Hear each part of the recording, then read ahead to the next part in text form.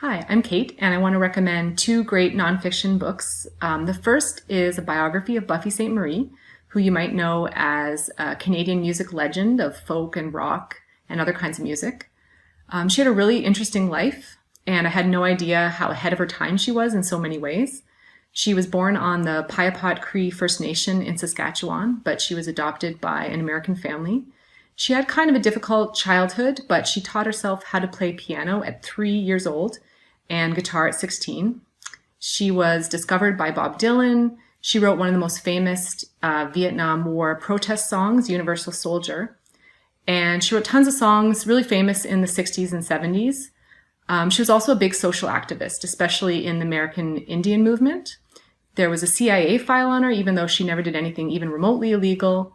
She made one of the first electronic music albums. There's so much more in this book.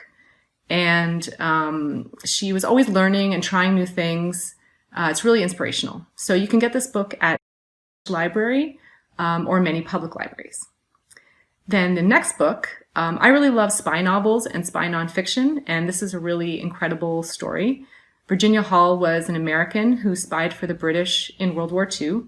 She managed to get into Nazi-occupied France and became one of the biggest organizers in the resistance.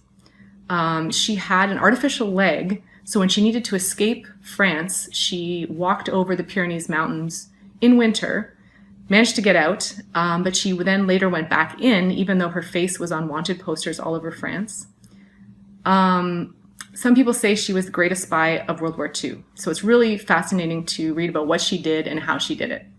And you can also get this book at many public libraries.